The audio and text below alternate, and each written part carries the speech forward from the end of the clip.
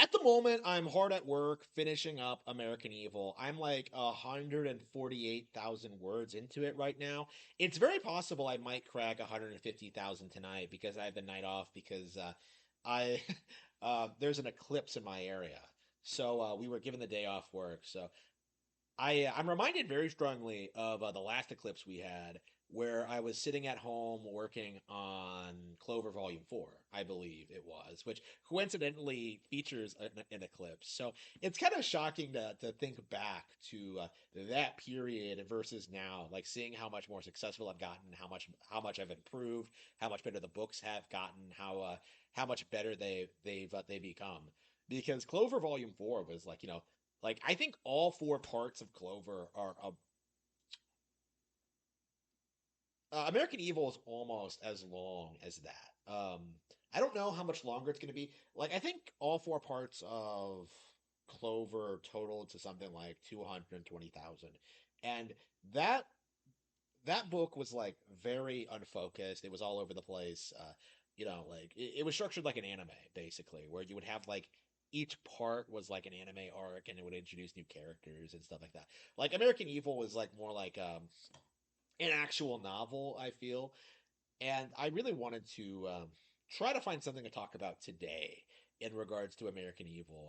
I don't know, like in this period where I'm like finishing things up and like thinking about what I want to change, I do think the major thing that I'm going to adjust at this point is that I do want to focus on like the early stages because I think like the setup is fine. I'm very happy with that. I haven't I'm very happy with like with the opening of the book. But I think that period after that was kind of rough for me, where I'm trying to like, figure out what I'm gonna do, what the characters are, right? A lot of the stuff that I'm thinking about doing now, like this is one of those things that's subject to change, I think. So I I don't know if I how much I want to talk like regarding this subject, like what happens immediately after the sacrifice, because I've explained this before in regards to like what American Evil is about, right? Where the protagonist, American Freeman, is led into this situation where a bunch of people he knows are sacrificed by his childhood friend, who is an acolyte of the witches of Ignis, right? Sinistra. Like she's been taken in by them for some reason or another, and she has sacrificed a ton of people in order to like ascend and become stronger, to become like a true witch of the Ignis. Of course, like Ignis is a demon that strives on chaos and suffering and stuff like that. So a big part of Ignis culture specifically is inflicting as much anarchy and chaos as possible, right? And Sinistra, because due to her nature of being like a genuinely vicious, evil person, like a truly malicious, like evil person, is a perfect fit for them. So like she's very much like in her element here, where she like kind of ascends and kind of obtains everything she wants and kind of like lives out her life like uh the way she wants, right? Just destroying her parents' house over and over again. She kills them right away, by the way. That's like the first thing she does after she ascends is that she just goes back home and kills them both because she hates them.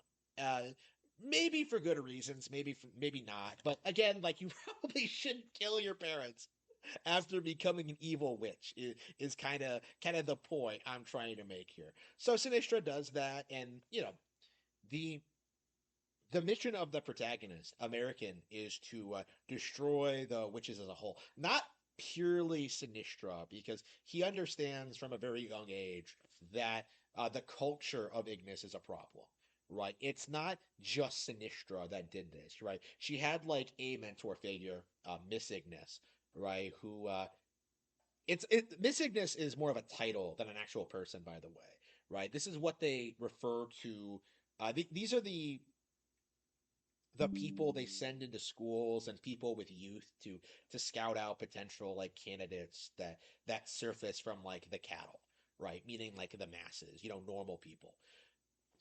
Like so Miss Ignis isn't really an individual, it's more like a title that exists within the education system that encompasses like several different individuals, right? Lots of different people have been Miss Ignis in different situations under different identities in like different situations. So yeah, like that so yeah, that is that's the lore behind Miss Ignis at this point. They all behave the same way, but they all have like similar goals. Like they're all part of like the same sector, the same section of the Ignis, right?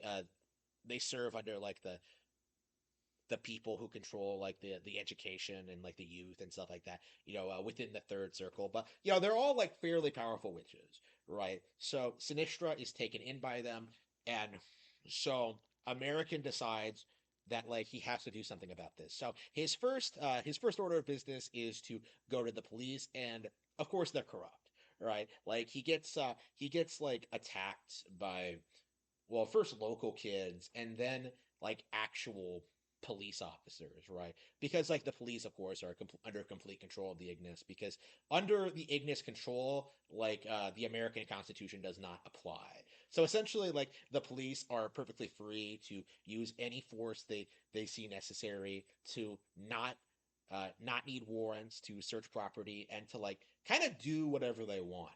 And usually, what that amounts to is like raping women and beating the shit out of anyone they that gets in their way. So American, going around asking questions, being a 13-year-old kid. Currently in the manuscript he's 10, but I'm planning on edging him at the 13 at this point. Uh like American going around like asking these questions is something you're not supposed to do. Like the idea is like the cattle, right? The cattle are the people who keep the society running, right? They're like the plebs, they're like the proletariat basically. They don't have privileges. They don't have rights. Like their only purpose is to like provide like resources to the Ignis, right? And of course like you have people in the cattle who like desire to enter the circles of Ignis, who like want to become witches, who are willing to sacrifice their own children to become witches, who will like do anything they want. Like you do have like those people who are made aware of them, right? We refer to these people as like the first circle, right? The idea is that the police force exists to corral the first circle, like the plebs who don't necessarily know everything about what the Ignis is and what they do, right? But who understand that it's an elite club that they want to get into, right? Like there are people living in Ignis outside of the first circle who are completely unaware of what's going on. But the first circle is comprised mostly of like Ignis worshippers who want to appease Ignis, who want to service him, but aren't necessarily like capable of doing so. Because it's this isn't something that like I emphasize a lot in like the Codeverse books, but like it's actually very very uncommon to be like an anime protagonist, like action hero. Right. Like we've seen a lot of these characters like in the Codeverse so far, you know. But like one of the things I don't think I've done a good job explaining is like how the power scaling works, because like people like Soleil uh, are like really,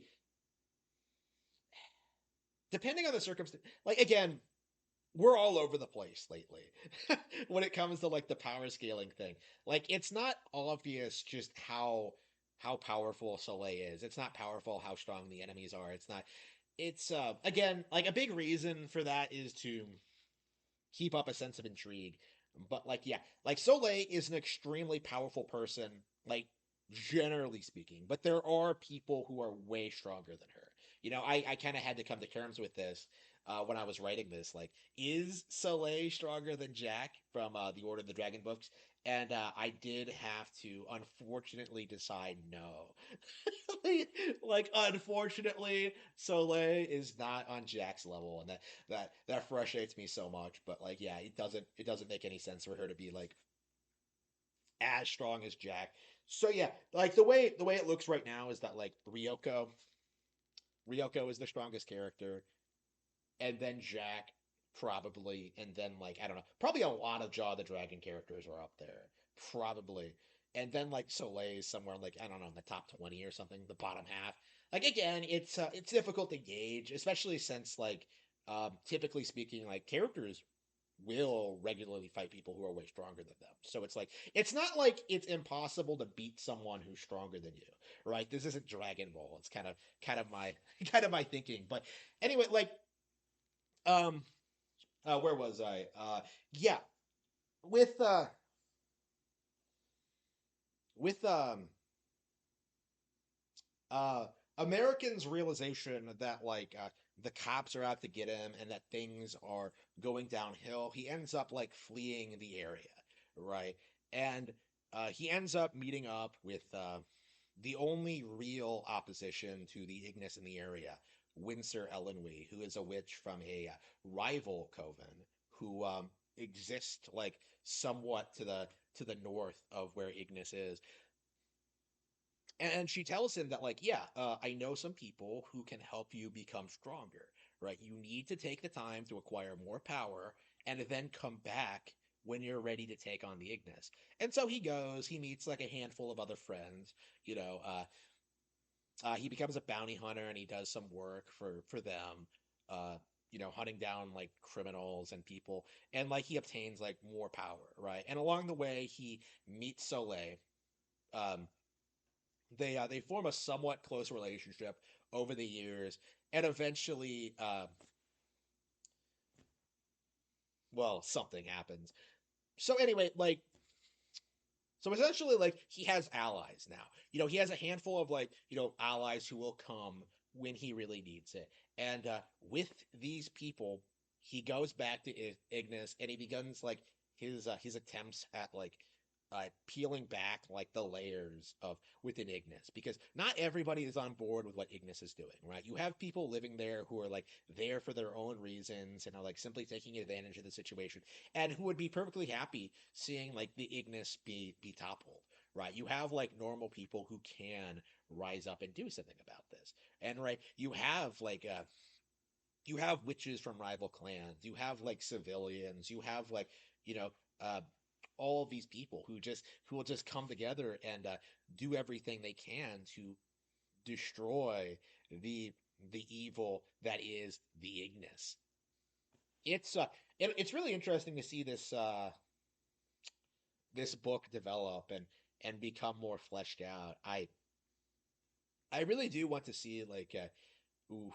I really am anxious to get working on the ending and getting this finished. I hope it's somewhat soon. I would love for it to be done before May. I have like a vacation in May. I would love to like get this book done and just get started on the next project. But right now I'm not in the home stretch exactly, but like I'm setting up the final confrontation. So for me, it's been like I started this in July.